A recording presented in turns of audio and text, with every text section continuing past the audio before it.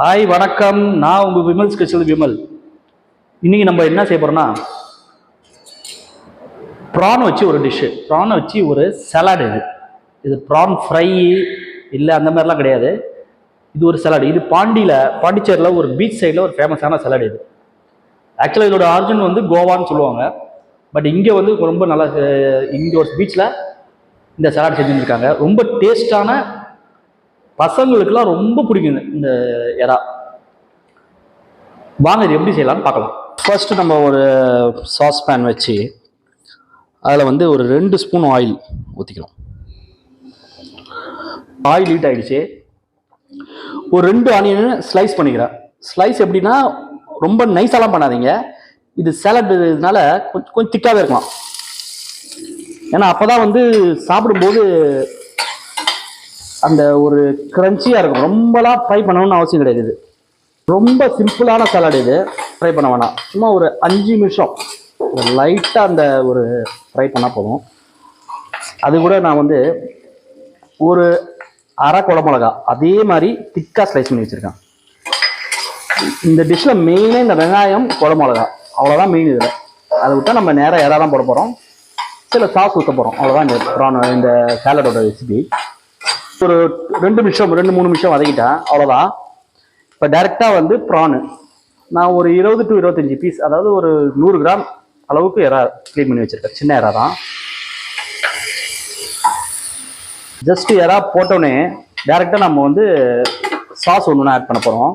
அப்புறம் எறா போட்டோடனே இஞ்சி பேஸ்ட்டு சும்மா ஒரு அரை ஸ்பூன் அளவுக்கு ஒரு ஃப்ளேவருக்காக.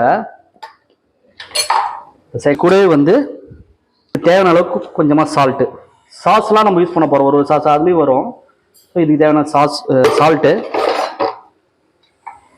இது பார்த்தீங்கன்னா மஸ்டர்ட் சாஸ் சொல்லுவாங்க, எல்லா சூப்பர் மார்க்கெட் கிடைக்கும்.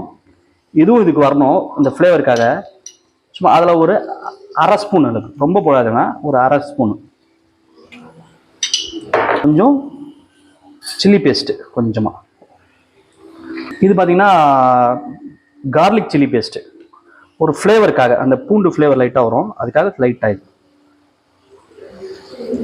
டொமேட்டோ சாஸ் கொஞ்சமாக, ஒரு ஸ்பூன் அளவுக்கு. கொஞ்சமாக பெப்பர், அவ்வளோதான். இப்போ எல்லாத்தையும் சேர்த்து இது ஒரு மிக்ஸ் பண்ண போகிறோம். கொஞ்சமாக சோயா சாஸ், ரொம்ப சேர்க்காதீங்க, அது ரொம்ப ஃப்ளேவர் மாற்றி விட்டுரும். சும்மா ஒரு டேஸ்ட் ஒரு போட்டு அது அப்படியே எல்லாத்தையும் ஒரு மிக்ஸ் பண்ணிங்கன்னா ஆல்மோஸ்ட் நம்ம சாலட் ரெடி ஆகிடுச்சு.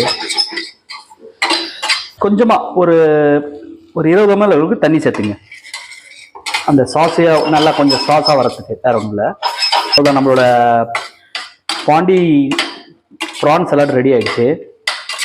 இது பாண்டிச்சேரியில் ஒரு குறிப்பிட்ட பீச்சில் மட்டும்தான் இந்த சாலட் செஞ்சு கொடுக்குறாங்க. ரொம்ப டேஸ்ட்டாக இருக்கும். மெயினாக இந்த மஸ்டர்ட் சாஸ்லாம் யூஸ் பண்ணுறோம்ல, அதனால ரொம்ப அது அந்த அந்த ஃப்ளேவரை சாப்பிடும்போது ரொம்ப நல்லாயிருக்கும். இப்போ ஆல்மோஸ்ட் ஒரு 5 minutes ஆகி ரெடி ஆகிடுச்சு. கொஞ்சம் திக்காகிடுச்சு பாருங்கள். இந்த ஸ்டேஜில் கொஞ்சம் கொத்தமல்லி மட்டும் ஆட் பண்ணிவிட்டு நம்ம இதை சர்வ் பண்ண வேண்டியதான். ப்ரான் ரெடி ஆகிடுச்சு. வாங்க எப்படி சாப்பிட்டு எப்படி சொல்கிறேன் பாருங்கள். அந்த கேப்சிகம், இந்த ஆனியன், இந்த எறா, அந்த சாஸ், அவ்வளோ ஒரு நல்ல காம்பினேஷன். எக்ஸலண்ட்டாக இருக்குது. கண்டிப்பாக ட்ரை பண்ணுங்க. இது பசங்களுக்கு ரொம்ப பிடிக்கும் இந்த எறா. இதில் உங்களுக்கு காரத்துக்கு ஏற்ற மாதிரி காரம் அதிகமாக வேணாலும் காரம் கொஞ்சம் ஆட் பண்ணிங்க.